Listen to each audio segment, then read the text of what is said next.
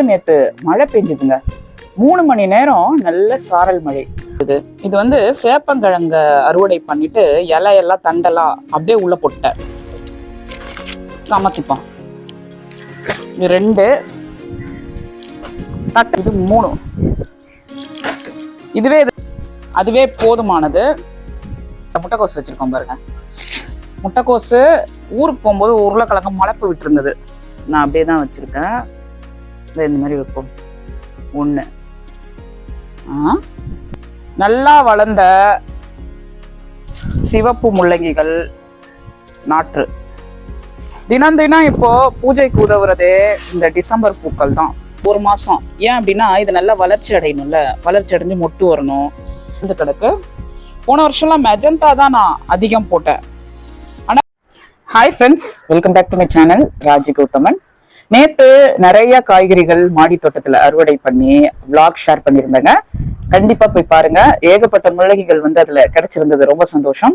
இன்னைக்கு நம்ம மாடி தோட்டத்துக்கு எதுக்கு வந்திருக்கோம் அப்படின்னா, இங்க வந்து நேத்து மழை பெஞ்சுதுங்க. 3 மணி நேரம் நல்ல சாரல் மழை. ஒரு சில நாற்றுகள்லாம் நான் வந்து மாத்தி வைக்காம விட்டுட்டேன். ஏன் அப்படின்னா மழை நின்று போச்சுல்ல, அதுக்கப்புறம் நம்ம மாத்தி வச்சு அது வருமா வராதா என்னன்னு எனக்கு டவுட்டா இருந்தது. இப்ப நம்ம மாடி தோட்டத்துல வேலை பார்க்க போறோம்.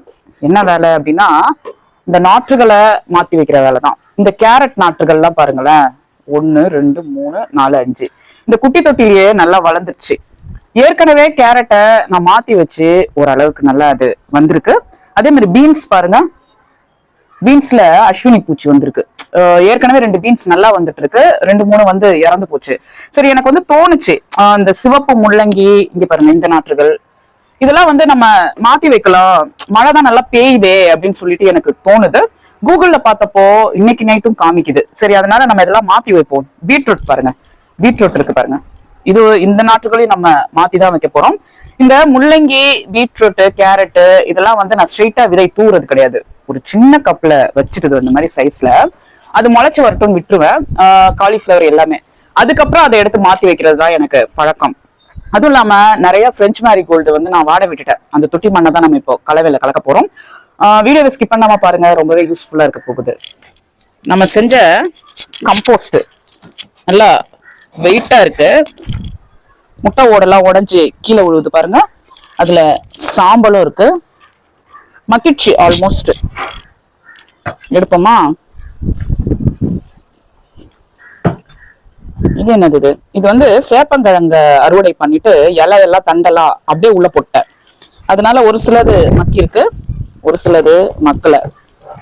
இதை நம்ம அப்படியே கமத்தி எப்படி காத்தடிக்குது பாருங்க. லஞ்ச் நல்லா சாப்பிட்டு வந்தாச்சு, அதனாலதான் இந்த வேலை. இப்பெல்லாம் நான் பெரிய பெரிய பேரல்ல தான் கம்போஸ்ட் பண்றேன். ஏன் அப்படின்னா என் பொண்ணு அந்த மாதிரி பண்ணிடுது. இத உட்காந்துதான் எடுக்கணும் போல இருக்கு. வாங்க உட்காந்து எடுப்போம்.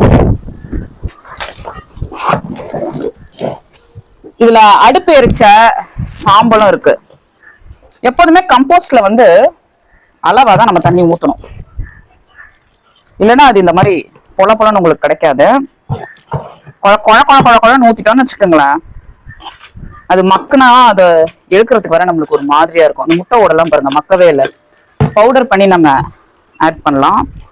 எவ்வளவு பாருங்க, எத்தனை தடவை சாம்பல் எரிச்சு போட்டிருக்கு தெரியுமா? அதுல மக்கறதுக்காக. சாம்பல் மண்ணை கெடுக்காதான்னு நினைக்கிறீங்க? எந்த ஒரு பொருளுமே மக்கிடுச்சு அப்படின்னா அது உரம் தான் மண்ணுல. சாம்பலை தான் நம்ம 1 மாசமா மக்க போடுறோமே. என்ன முட்டை ஓட நான் தனியா கலெக்ட் பண்றேன், இதுல எப்படி வந்தது? இதுக்கு கைப்பிடி இல்லை இந்த பேரல்ல, அதனாலதான் இவ்வளவு கஷ்டமா இருக்கு.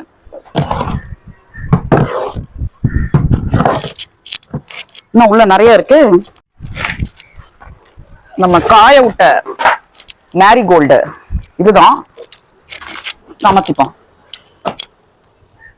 எறும்பு வேற கடிக்குது. சுச்சு, ஏகப்பட்ட எறும்பு இருக்குதுல்ல. எப்படா இவங்க காய விடுவாங்க, எறும்பு ஏறலான் இருக்கும் போல இருக்கு. அது ஒண்ணும் கவலை இல்லை. தண்ணி ஈரமாக்கணதும் அது நல்லா ஓடிடும். ஈரமாக்கணும்னு வச்சுக்கோங்களேன். 2 தட்டுல ஈரம் நிக்க நிக்க இறந்துரும். இது 3. இதுவே இதுல போதும்னு நினைக்கிறேன். இந்த பீட்ரூட்டு, பீன்ஸ் எல்லாத்தையும் இதே கைப்பிடி செவர்லயே நம்ம வச்சிருவோம். வெயில் வருது பாருங்க, அந்த கைப்பிடி செவரு அதுவே போதுமானது. இந்த மண்ணுல ஃபர்ஸ்ட் இந்த அளவான கம்போஸ்ட நம்ம கலப்போம். இந்த காஞ்சி போன மேரிகோல்ட் எல்லாம் சாயந்தரம் வந்து எரிச்சிட வேண்டியதான். என்னோட 6 உயிர் நண்பன் இந்த கொளுறு தான். இது மட்டும் இல்லைன்னா ரொம்ப கஷ்டம். இது பாருங்க எப்படி இருக்குன்னு, அடி தட்டுறதுமே வந்துடும். செடியை பிரிச்சு எடுத்து வச்சு பாருங்க, இப்படி போடுவோம். மண்ணும் வந்துடுச்சு. 1 கிலோ மண்புழு உரம்னா இதுலதான் அந்த எறும்பு இருந்தது. பார்த்து ஹேண்டில் பண்ணுவோம். மண்புழு உரம் எடுத்துட்டு வந்திருக்கேன், அதையும் நம்ம சேர்ப்போம். லாஸ்டா இந்த 7 டே ரோஸ்ல மாத்தி வச்சு பார்த்தீங்களா, முழுக்க முழுக்க மண்புழு உரத்துலதான் மாத்தி வச்சேன். 180 ரூபாயாம். அது நான் ஒரு ஷார்ட்ஸ் எடுத்து உங்களுக்கு ஷேர் பண்றேன், வேணா சாயந்தரம் பாருங்களேன். அதுல இன்னொரு ரோஸ் வேற, அது 350 ரூபாயா. என்னங்க 350 ரூபான்னு சொல்றீங்க ரோஸ் விலை அப்படின்னா, அந்த பூ கருப்பு ரோஜாவா, சிவப்பு ரோஜா மாதிரி கருப்பு ரோஜா. 28 நாளும் அதுலயே இருக்கும் அப்படின்னாரு அவரு. 28 நாள்லாம் இருக்க வேண்டாம், ஒரு நாள் இருந்தாலே போதும்னு நான் எந்த ரோஜா செடியும் வாங்கல. அதுவும் இல்லாம ஊர்ல ரோஜா செடி வாங்கி வச்சா தண்ணி ஊற்றுறதுக்குலாம் யாருமே இல்லை. நீங்க நினைக்கலாம் உங்க அப்பா அங்கதானே இருக்காங்க ஃபார்ம் ஹவுஸ்ல, அவர் ஊத்த மாட்டாரா செடிகளுக்கெல்லாம் தண்ணி, நீங்க ஏன் இங்க இருந்து அவ்வளவு தூரம் ஓடுறீங்க செடிகளுக்காக அப்படின்னு. அறுவடை வந்தா மட்டும் போய் அறுவடை எடுக்கலாம்ல நினைக்கலாம். எங்க அப்பா இருக்காரு பாத்தீங்களா, அவர் இந்த வேலை எல்லாம் செய்யவே மாட்டாரு. சில ஆம்பளைங்க இருப்பாங்க வீட்டுல வந்து உதவியா இருப்பாங்க. வீட்டுல வந்துன்னா வீட்டுல குடும்பம் நடத்துறோம்ல, அதுக்கு வந்து பாத்திரம் கழுவி கொடுக்கறது, வீட்டு மேல் வேலை செய்யறது, கடைக்கு போறது, அப்புறமா சில பேர் சமைக்கலாம். இந்த காலத்துல சென்னையில எல்லாம் சமைச்சே தன்னால வாழ்க்கையை நடத்துறாங்க. எந்த ஹோட்டல்ல போய் எவ்வளோன்னு சாப்பிடுறது. ஆனா எங்க அப்பா இருக்காரு பார்த்தீங்களா, அவர் அந்த காலத்து ஆளு, எதுவுமே செய்ய மாட்டாரு. எந்த உதவி எந்த மேல் வேலை எதுவுமே செய்ய மாட்டாரு. அவர் ஃபார்ம் ஹவுஸ்க்கு வந்து கிட்டத்தட்ட 4 மாசம் ஆகுது. ஒரு தடவை கூட செடிக்கு ஒரு சொட்டு தண்ணி கூட ஊத்துனது கிடையாது. சில பேர் இப்படியும் இருக்காங்க அப்படிங்கிறதுக்காக நான் ஷேர் பண்றேன். அப்ப வந்து நம்மளுக்கு மனசு வந்து வருத்தமா இருக்கும்ல. இப்போதைக்கு அந்த ஊர்ல நான் வரும்போதே மழை தாங்க. நான் வந்தேன் பாத்தீங்களா, அன்னைக்கு நைட்டே மழை பெஞ்சுது. அந்த ஊர்ல ஜனவரி மாசம் முழுக்க மழை பெய்யுமா, அப்பதான் லைட்டா நிக்குமா. ஆனா பொங்கல் முடிஞ்சதுன்னு வச்சுக்கோங்களேன், அந்த ஊர்ல வாழ முடியாத அளவுக்கு வெயில் அடிக்கும். அபிஞானம் நீங்க பாப்பீங்கன்னு நினைக்கிறேன் வீடியோவை. நீங்க வந்துட்டு என்ன அந்த ஃபார்ம் ஹவுஸ் இது போட சொல்லியிருந்தீங்க, அது என்னது ஃபார்ம் ஹவுஸ் சுத்தி காமிச்சு டூர் போட சொல்லியிருந்தாங்க. இந்த ஃபார்ம் ஹவுஸ்க்கு நீங்க போறீங்க, நான் ரொம்ப நேரமா கேட்கறேன், நீங்க போடவே இல்லை அப்படின்னு சொல்லிட்டு சொல்லியிருந்தாங்க. நான் போடுறேங்க, இந்த தடவை கொஞ்சம் நான் பிஸி ஆயிட்டேன். சோ எங்க அப்பா பத்தி சொன்ன பாத்தீங்களா, இப்படி கொஞ்சம் கூட உதவியே பண்ணாத ஒரு அப்பா சின்ன வயசுல எப்படி இருந்திருப்பாரு பாருங்க. மண்ணை ஓரளவுக்கு தொட்டிகள்ல அள்ளி இருக்கிறோம், கம்மியா இருக்கிறதெல்லாம் திருப்பி நிரப்புறேன்.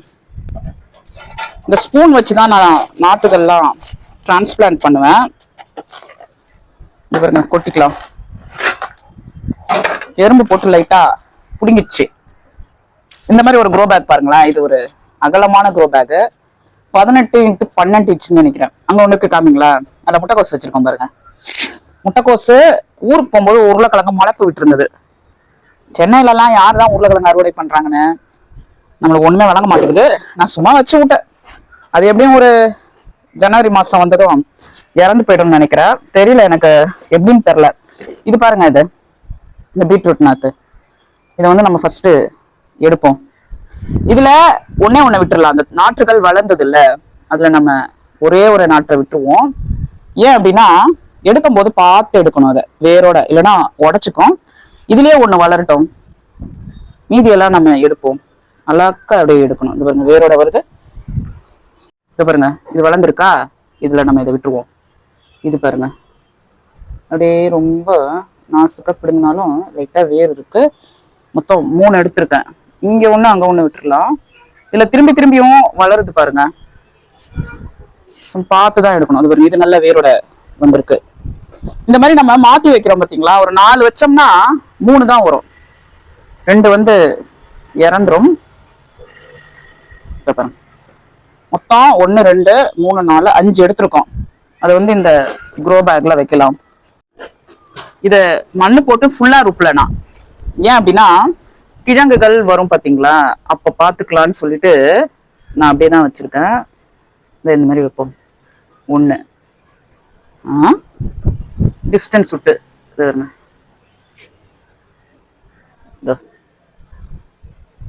அப்படியே ஸ்ட்ரெயிட்டா நிமித்திடணும். அப்படி வச்சுட்டு ஸ்ட்ரெயிட்டா நிமித்திட்டு மண்ணு போட்டுருங்க. அடுத்ததா வர இலை வராத போயிடலாம் நினைக்காதீங்க, சூப்பரா வரும். நேத்து நானே வந்து காலி தொட்டியில ஒவ்வொரு தொட்டியில முள்ளங்கிகள் நாற்றம் மாத்தி வச்சேன். இது பாருங்க 3, இங்க 1 எடுப்போம், 4, இது வந்து 5. இதுல பாருங்க, இந்த 1 இதுலயே நான் விட்டுட்டேன், இதோ 1 விட்டுருக்கேன். அதை விட்டா இங்க ஒரு சின்ன நாற்று வந்து வளருது. ஸோ பீட்ரூட்டை வந்து நம்ம மாற்றி வச்சோம்னா இங்க கொஞ்சம் இடம் இருக்கு.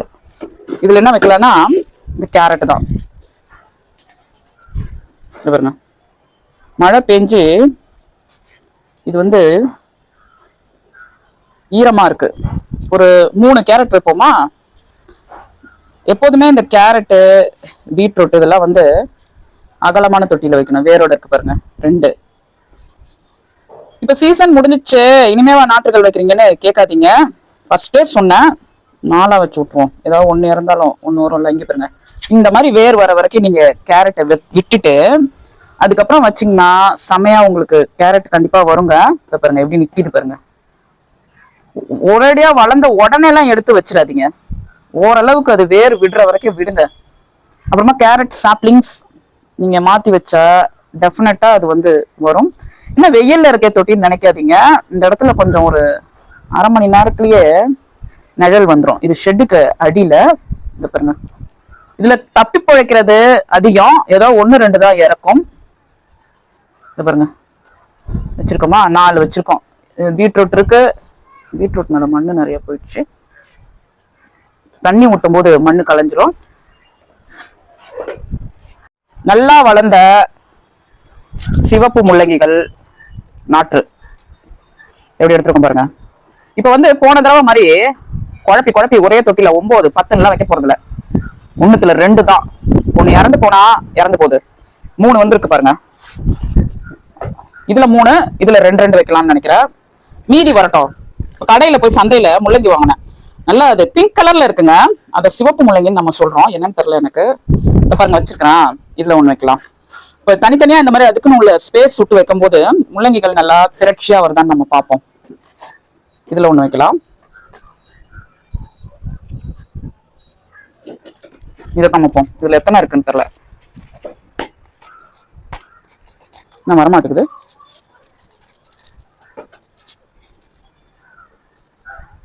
இதுல வந்து 1 சரியான வளர்ச்சி இல்ல, 2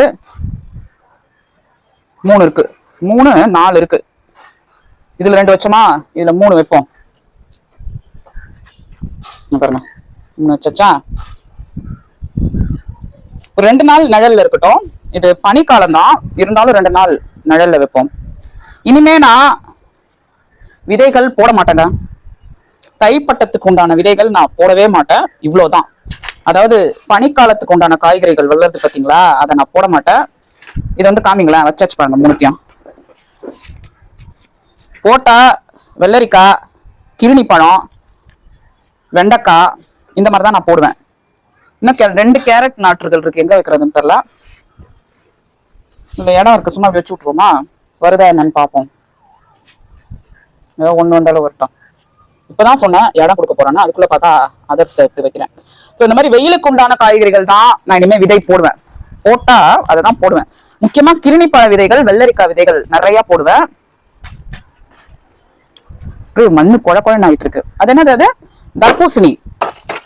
இந்த மாடி தோட்டத்துல நிறைய பேர் வளர்த்து அறுவடை எடுத்திருக்காங்க. நீங்களும் முயற்சி பண்ணுங்க. நீங்களும் இனிமே பனிக்காலத்துக்கு உண்டான காய்கறிகள் போடாதீங்க. அது முளைச்சு வந்து முற்றப்ப மார்ச் ஆயிடும், அப்புறம் முதலுக்கே மோசமாயிடும். இது ஒரு க்ரோ பேக் பாருங்களேன். இதுல வந்துட்டு நம்ம இந்த ஒரே ஒரு பீன்ஸ் வந்திருக்கு.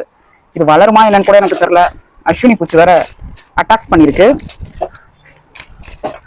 ஸோ இந்த வருஷம் வந்து எப்படி அதிக மழை அதிக பனி இருந்ததோ அதே மாதிரி வெயிலும் அதிகமா இருக்க போகுது அப்படிதான் நான் நினைக்கிறேன். இதுக்கு காரணம் இந்த காலநிலை பருவநிலை மாற்றம் தான். அதனால நீங்க தயாராயிடுங்க. டிசம்பர் மாசம் முடிவு இல்ல, அதனால சொல்றேன். எல்லாரும் நியூ இயரை எப்படி கொண்டாடுனீங்கன்னு கமெண்ட்ல சொல்லுங்க. அவ்வளவுதான். இப்ப இருக்கிறது இந்த 3 மிளகா தான். இந்த ஒரே தொட்டிலேயே நான் வைக்க போறேன். ஏன்னா இதுல 2 வந்து ரொம்ப மோசமான நிலைமையில இருக்கு. ஒன்னொன்னுலயும் 3 2 இருக்கு. ஏற்கனவே ஒரு நாள் மிளகா மாத்தி வச்சோம். அதுக்கப்புறம் வந்து அது மோர்லாம் நிறைய தெளிச்சோம். நீங்க கூட திக்கா இருக்கு அப்படின்னு சொன்னீங்க. அதுல சூப்பரா வருதுங்க அந்த மிளகா. நான் அப்டேட் போடுறேன், பார்த்து என்ஜாய் பண்ணுங்க. அதுல காமிக்கிறேன். இப்ப இந்த மிளகா வந்து அதுல மாத்தி வைப்போம். தினம் தினம் இப்போ பூஜைக்கு உதவுறதே இந்த டிசம்பர் பூக்கள் தான். மத்தியானம் 12 மணிக்குள்ள பறிச்சிடணும் போல இருக்கு. வேலையெல்லாம் முடிச்சுட்டு மேல வரத்துங்காட்டியும் டக்கு டக்கு டக்கு டக்குன்னு கீழே உளுந்து ஒரு வழி ஆயிடுது. காட்டுங்கதான் ராமநாம டிசம்பர். தரையிலையும் உளுந்து போய் கிடக்கு பாருங்க. தரையில பர்பிள்லாம் உளுந்து போய் கிடக்கு. இது எங்கேயாவது ஒளிச்சு வச்சுட்டு தான் மத்த பூவை வந்து பறிக்கணும் போல இருக்கு. கொஞ்ச நாளா இது பூக்காம இருந்தது. கொஞ்ச நாள்னா ஒரு மாசம். ஏன் அப்படின்னா இது நல்லா வளர்ச்சி அடையணும்ல, வளர்ச்சி அடைஞ்சு மொட்டு வரணும், அப்பதானே இது பூக்கும். அந்த மாதிரி இந்த ரெட்டை மட்டும் நான் நிறைய கட்டிங்ஸ் போட்டுட்டே இருப்பேன். ஏன்னா இது ஒரு ரேர் வெரைட்டி. திடீர்னு போய் கேட்டா கிடைக்கவே கிடைக்காது. பாருங்க எப்படி இருக்கு. இதையும் நம்ம அந்த தட்டுல வச்சுக்கலாம். பிங்க் கலர்லாம் பறந்து வந்து இதுல ஊந்து கிடக்கு பாருங்க.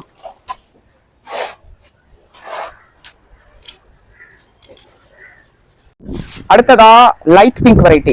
பாருங்க, இது ரொம்ப ரொம்ப ரேர் வெரைட்டி. என்னோட சப்ஸ்கிரைபர் எனக்கு கொடுத்தது. அதனால இதை கட்டிங்ஸ் நிறைய போட்டு இது பார்த்தா இவ்வளோ பெருசா வந்து வளர்ந்துருச்சு. ஒரு பெரிய தொட்டி பாருங்க. இது முள்ளங்கி வளர்க்குற தொட்டி. இதுல நிறைய இது வளர்ந்து கிடக்கு. போன வருஷம்லாம் மெஜந்தா தான் நான் அதிகம் போட்டேன். ஆனா இந்த பிங்க் எவ்வளோ மொட்டுக்கள் பாருங்க. இது ஒரு all season December yellow colour. பறிக்கவே கை போதாது போல இருக்கு, அவ்வளோ இருக்கு. White colour variety. இந்த ஃபுல் செடியும் காமிங்களேன். இதுல கூட நிறைய பூக்கள் வந்து வரும். பாருங்க எப்படி இருக்கு பாருங்களா, அழகா பார்க்கல. இந்த பர்பிள், இந்த ஒயிட் எப்படி இருக்கு பாருங்க. ஃபுல்லா பூத்திருந்தா செமையா இருக்கும் போல இருக்கு. இந்த ஒயிட்லாம் எனக்கு கட்டிங்ஸ் போடவே நேரம் இல்லை. ஆனா இது வந்து நல்லா எப்படி சொல்றது, நல்லா புஷ்ஷியா வளர்ந்துருக்கு. இந்த டிசம்பர் பூக்கள் பாருங்களேன், காலையிலே வந்து பறிச்சுடும் போல இருக்கு. நிறைய பறந்து மாடி தோட்டம் முழுக்க பரவிடுது. கிடைச்சது இதுதான். ஸோ இன்னையோட விளாக்ல வந்து நம்ம உருப்படியா சில வேலைகள்லாம் பார்த்துருக்கோம்னு நினைக்கிறேன். இந்த மாதிரி வேலைகள் பார்த்தாதான் ஃபியூச்சர்ல நம்மளுக்கு அறுவடை கிடைக்கும். இந்த மாதிரி ஒரு வேலையே மாடி தோட்டத்துல இல்லை அப்படின்னா காய்கறிகள் அறுவடையே கிடையாதுன்னு நான் சொல்றேன். ஸோ இன்னைக்கான வீடியோ வந்து எப்படி இருந்ததுன்னு நீங்க கமெண்ட்ல சொல்லுங்க. நீங்க மாடி தோட்டத்துல என்னென்ன வேலைகள் பாக்குறேன்னு சொல்லுங்க. மறக்காம நம்ம சேனலை சப்ஸ்கிரைப் பண்ணிட்டு பெல் ஐக்கான் கிளிக் பண்ணி ஆல்ல போடுங்க. அப்பதான் மாடி தோட்ட பல வித்தியாசமான வீடியோக்குள்ள நீங்க ஜாலியா பார்த்து என்ஜாய் பண்ணலாம்.